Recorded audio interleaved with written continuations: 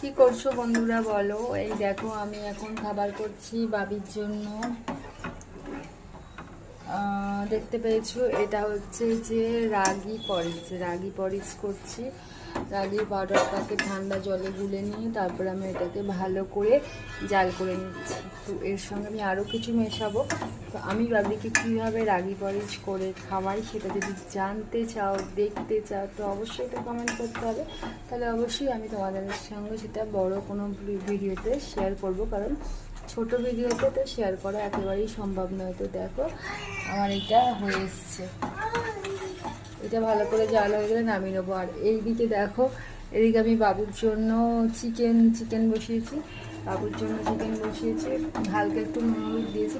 বাবুকে আমি নুন হলুদ ছাড়াই চিকেনটা বয়েল করে দিই, কিন্তু কখনো কখনো ওর একটু টেস্ট বদলের জন্য নুন হলুদ দিয়েই খাওয়াই। বাবি এদিকে